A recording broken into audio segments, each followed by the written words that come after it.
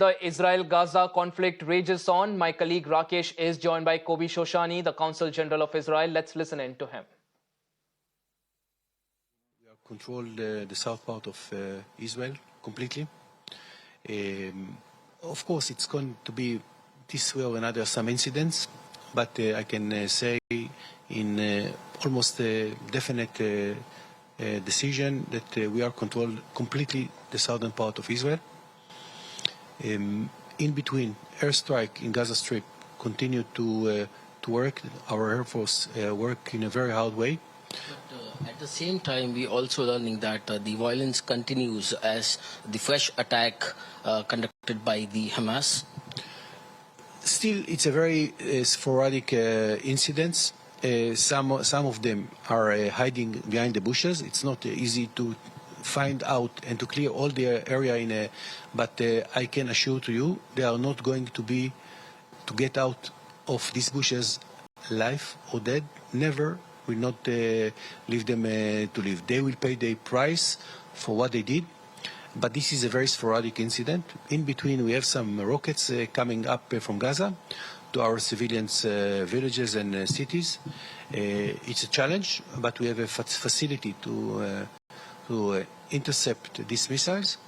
And right now I can say that we are ended our first stage to control the south part of Israel, and we are now started to our war against this brutal, I don't even want to say terrorists, because they are not terrorists, they are animals on two legs.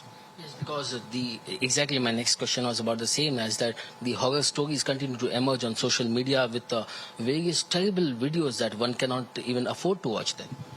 It's very difficult to watch how people that define themselves people, yes, acting towards kids, women, elderly people. They open and they touched our historical nerves. If you know the history of Israel, if you touch the Israeli nerve in such a way, the retaliation will be unprecedented. I think our Prime Minister make it very clear. It's going to be a long war. It's going to be a tough war. But we are going to change the Middle East this way or another. It's going to be something that haven't been seen before in the Middle East. Mr. Shoshani, the first attack came at the VRs and then the 5,000 rockets launched at Israel. Do you think that it was a sudden plan from the Hamas, or do you believe that it was a well-planned conspiracy, well-hatched in advance?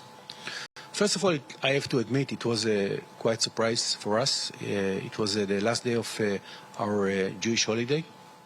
Most of the people were in a parties, in a family, and that was the main casualties. Also, it was a big surprise. I'm not.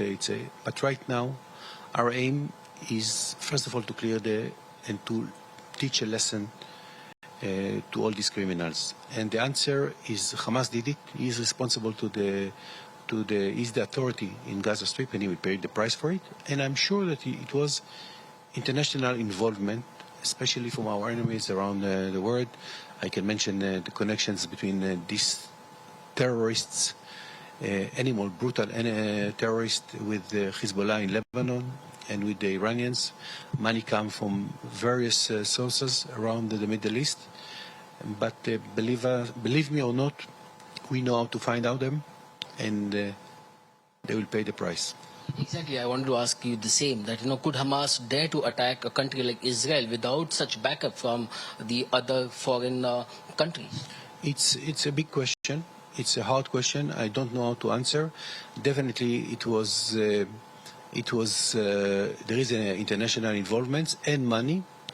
Definitely, we will find out in the next days what was happened, how it was happened, and who was involved. And everybody who were involved will pay the price for it.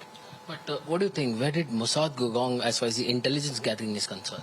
I tell you something that I've been asked about that so many times since Saturday morning. The responsibility of this intelligence in Gaza Strip is the army, the Israeli intelligence forces. We have enough equipment. We have enough intelligence there. I don't think it's a part of the main target of the Mossad. But definitely it was a big surprise. but surprises during the history were happened. It happened in 1945, in 39, in the First World War, in Barbarossa. It's happened in 73 in Israel, in Yom Kippur War, October War. It's happened all over the world. There is surprises. Intelligence is not 100% okay, but we will investigate, find out what's happened there. How come that 1,000 terrorists entered to Israel without pre-warning? It's a big issue in Israel right now. But right now our aim is just to concentrate in one thing, is to teach them a lesson. The world has already seen a conflict of Russia-Ukraine. Can the world afford a next such big conflict as far as Israel is concerned?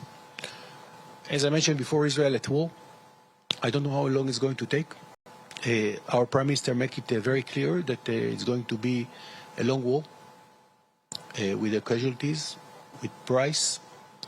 But right now, as I said again before, they touch our historical nerves. And when you touch our historical nerves, you have to expect to retaliation in a way that you haven't seen before.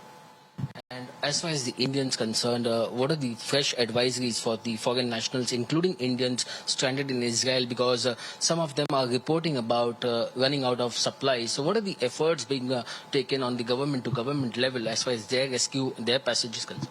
I know many Indians, that some of them are students, some of them workers, some of them are tourists, most of them left. I spoke to our Prime Minister yesterday, and he made it in a very clear voice that the Minister of Foreign Affairs will take care of every Indian and other nationalities request to leave, and will do the utmost to help him. Right now, as far as I know, I don't know about casualties among Indians. Don't forget that we have also Indian Jews in Israel, but they are Israelis. But we have a lot of Indians that are in Israel. Most of them are in the center of Israel, which is quite safe. No big, as far as I know right now, no injuries. I've heard about one, but I'm not sure that she's Indian or not. But right now I can say that most of the Indians that they are live in Israel. And thanks also to your embassy in Tel Aviv, we are cooperating with them. Right now we don't have any known Indian that were injured, kidnapped or killed. Okay, that is a good information as far as the Indians are concerned. But is there any timeline to evacuate all the Indians in case if some of them are stranded at a conflict zone? As I mentioned, the Prime Minister mentioned it in a very clear voice that the Minister of Foreign Affairs will take responsibility. The second thing is, of course, yes, right now Air India is not flying directly to Israel because of the situation. I hope that they will open the line. But we have Israeli airlines that actually acting and working towards the Gulf, Dubai and Abu Dhabi, and still continue to fly. Also, the Emirates still continue to fly to Israel. Ethiopian Airlines also is another way to go to India, and Bangkok as well. I'm talking about the destination. There is a very good connections to India, but I think that right now I don't know about Indians that would like to leave, and they don't have a solution for that. Well, that was the Consul General of Israel there speaking to my colleague, briefing about the situation in Israel and also reiterating the fact that no Indians have been harmed or kidnapped or have been taken hostage at this point in time. And he's also said that he personally spoke to Prime Minister Netanyahu, who's assured that Indians will be taken care of and evacuated when needed.